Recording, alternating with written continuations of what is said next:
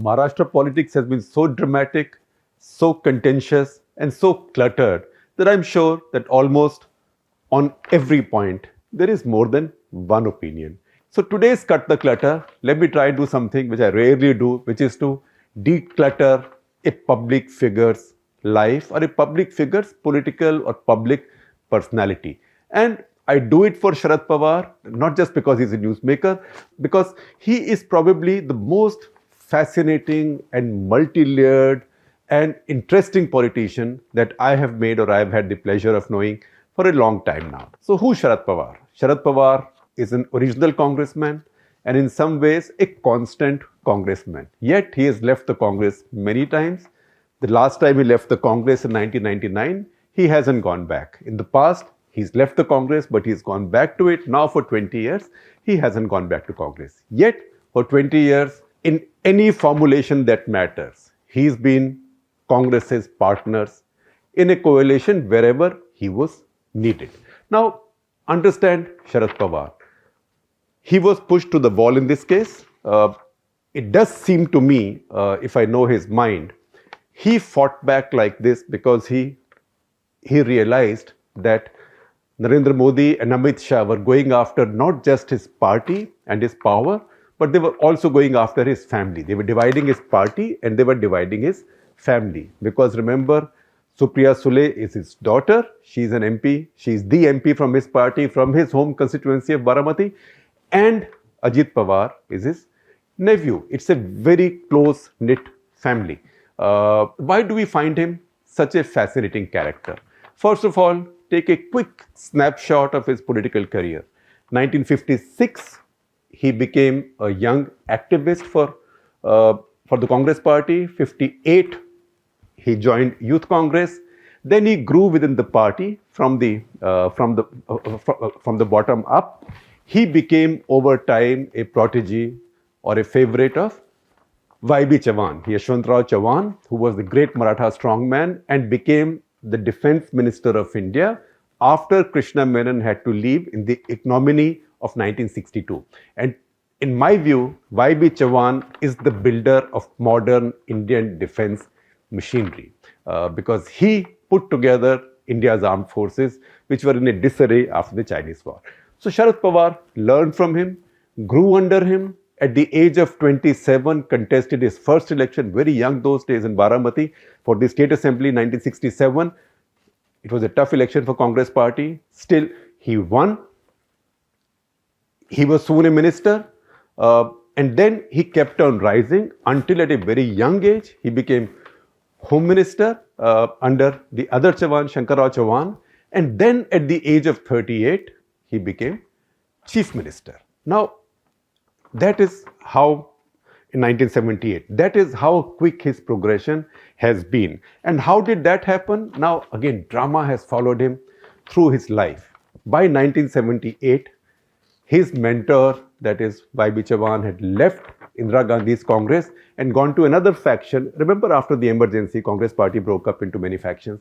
They had gone into a faction called Congress U. U stands for Urs, Devrajars. That faction contested separately in Maharashtra state elections. Indira Gandhi's Congress contested on its own.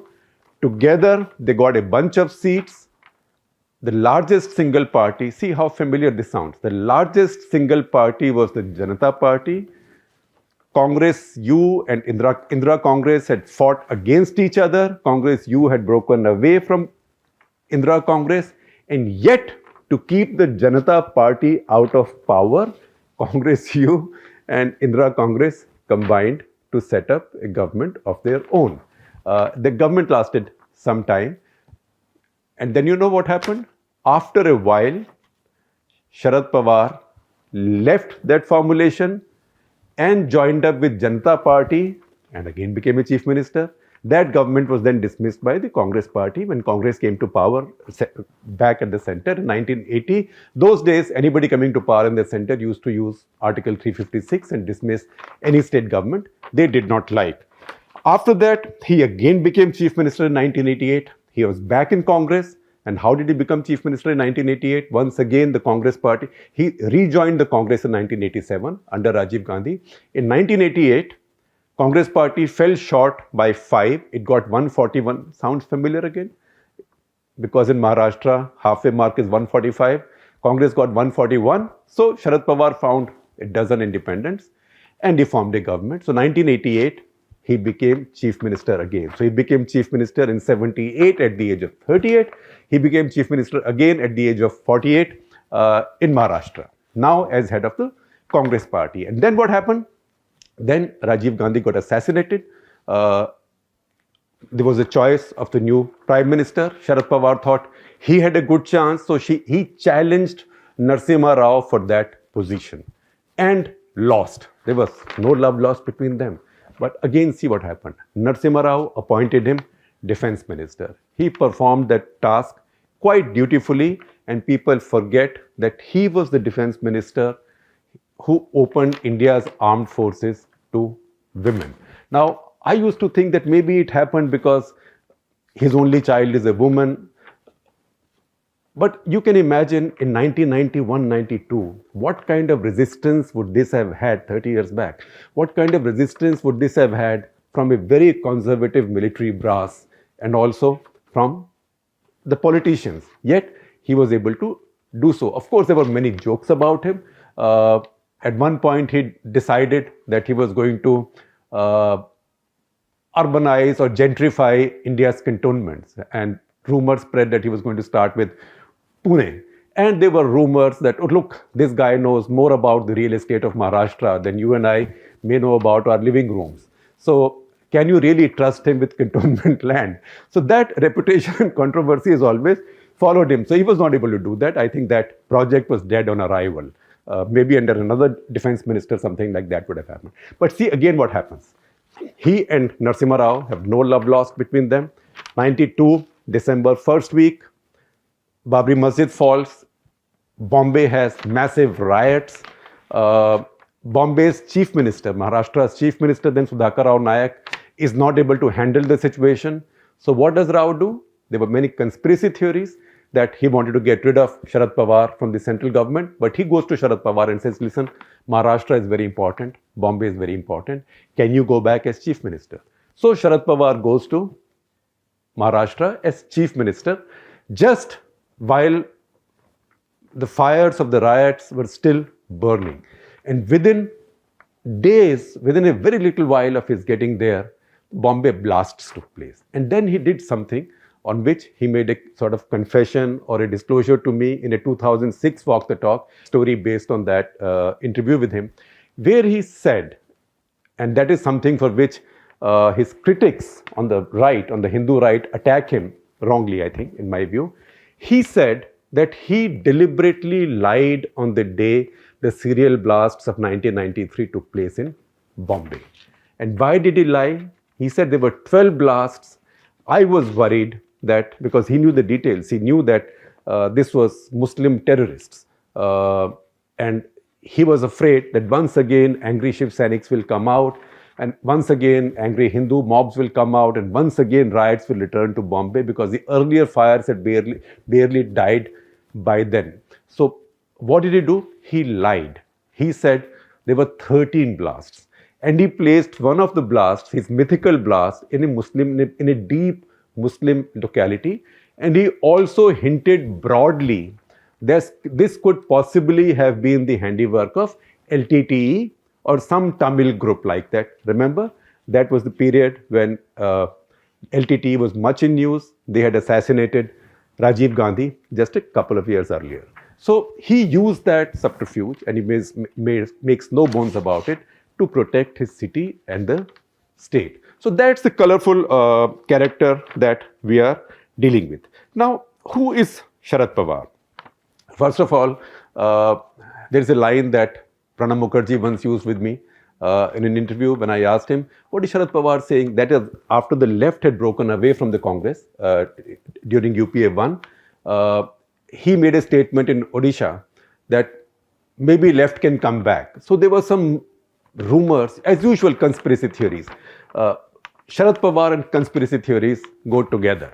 Nothing that he does, even if he goes to have lunch with somebody, there'll be a conspiracy theory behind it. That's the kind of personality he is. So there was a conspiracy theory that he's making these statements because he might now defect to Prakash Karat and Mayawati, to that formulation to bring down the UPA. So I asked Pranab Mukherjee, why is Sharad Pawar giving these mixed signals? He said, Sharad Pawar always gives mixed signals. So for me, that is the defining statement on Sharad Pawar. But he stayed on with Congress. He did not betray the Congress. In 99, as I mentioned to you, he left the Congress. Why did he leave the Congress? He left the Congress because he, along with Purno Sangma and Tariq Anwar, Congress leaders, all three said that Congress should be headed by a native-born Indian, which means not by a foreign-born Sonia Gandhi. So there was a bunch of dramatic events. They were expelled or they left, but they left to form the Nationalist Congress Party, as to underline the point that they were not quite happy with the foreign leader. And yet, whenever an opportunity arose, he shacked up with the Congress Party. He's never gone with the BJP. And I think he said it many times in his life, including to me, that I will go with anybody, never with BJP. But he also has used one line, which is the leitmotif of his life, which is nobody is untouchable in politics. So his doors have always been open. He has, people say, oh, he has so much money. He's the richest politician in Asia, maybe in the world. You can say all those things about him, but I can tell you, if you raided him, you will not find any of that, because his capital lies in his IOUs, because he doesn't say no to anybody for a favor.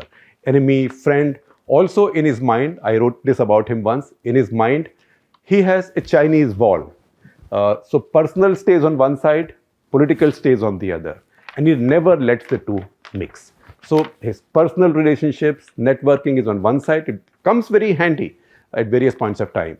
But political is the other. So he will do a favor or seek a favor even to or from his worst, bitterest adversary. That's why I can imagine the conversation that he might have had. But as I told you, that is, I'm imagining that conversation. I was not the fly on the wall.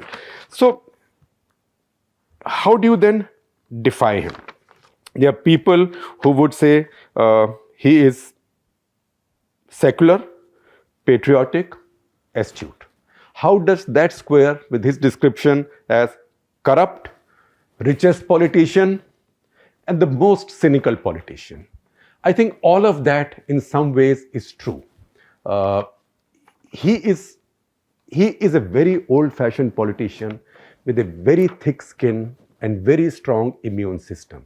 He's by no means a paragon of Gandhian virtue. So in fact, his own friend and party colleague D.P. Tripathi, I once asked him about him, and he said that, look, he said that he once told Buddhadev Bhattacharya, the CPM leader, that Sharad Pawar is the only genuine bourgeois politician in India. And he said that Sharad Pawar asked me, why are you calling me bourgeois? So he said, because aap dharti se jude hue ho. And he gave me an example. He said there was an event where Narendra Modi got up and went to Sharad Pawar and said, Arey, you don't come and meet old friends anymore. This is after Modi had become Prime Minister. And D.P. Tripathi said, see, that is the kind of thing that Sonia Gandhi or Rahul will never do, because they are not dharti se jude hue. So Sharad Pawar, Modi, these are politicians jo dharti se jude hue hain. So that's the reason I called him bourgeois. He also said that Sharad Pawar has suffered because of his lifestyle. He's not an austere man. He makes no secret of the fact that he doesn't pretend to be poor. He lives in a very nice farmhouse in Baramati. And I can tell you, he's almost deified in Baramati, to the extent that I have seen his portrait along with gods and goddesses in barber shops and tea shops in Baramati. So, and also, he's very happy to do favors to people, all kinds of favors. So a reputation has grown that if you need help of any kind, I suspect even financial, go to Sharad Pawar. If nothing, he will get someone to call, some banker, ask Vijay Mallya, maybe you will get some more details. So that is the kind of person that Sharad Pawar is. Now, I told you that he was the first defense minister to open the armed forces to women. He also gave women property rights in Maharashtra. He also was the first to give 33% reservation to women in Maharashtra's local bodies. Very complex character. Now, how complex, I will tell you. People say he's going to go with BJP. He's now gone with Shiv Sena.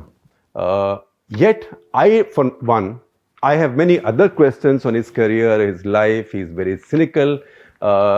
He gets a lot of things wrong. He's not the perfect politician by any means. But he's never been with the BJP. Remember, if you talk of secular commitment, he's an atheist. He's an atheist to the extent that he doesn't even take his oath of office in the name of God, but he does so by solemnly affirming. In fact, when UPA was sworn in, 3 UPA ministers, besides those of the DMK, who are politically atheists, 3 other ministers took their oath by solemnly affirming. That was P. Chidambaram, A.K. Antony, and Sharad Pawar. So to that extent, he is secular, but his politics is completely inclusive. He will go with anybody. And you can see that in the way this game in Maharashtra has now played out. Because what has he done? He saw an existential threat to himself, his family, his legacy, and his party. Now, to fight back, the first thing he did was to go and join hands with Shiv Sena. Shiv Sena has been his enemy forever. In fact, the reason he came back to Congress party after having left it was to say that, look, the menace of Shiv Sena has to be stopped from developing. Balasaheb Thackeray has said all kinds of the nastiest things about him. There was this famous or infamous Vora committee report which was rumored to have said that Sharad Pawar is connected to the underworld. That report was never proven. In fact, the publication that published that report later apologized because Sharad Pawar sued them. Also, he is the one who drove the Congress into it.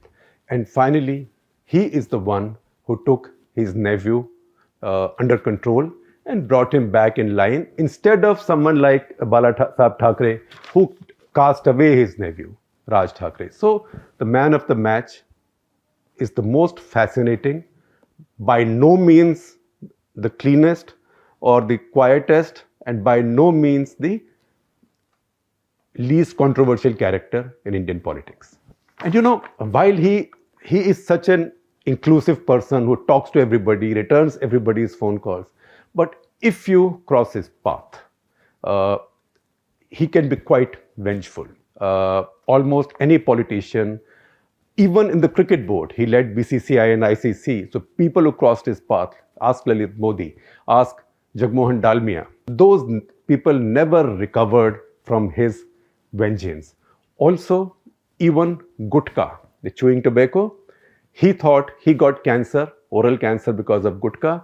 He had Maharashtra government ban gutka, and later he had Government of India ban gutka, chewing tobacco, nationally. So if chewing tobacco gave him cancer, he took revenge on it by saving so many lives across the country. And in fact, he once even agreed to do a full walk the talk with me, only talking about gutka and cancer and the ban on tobacco, smoking, etc., etc. So that's the kind of person he is.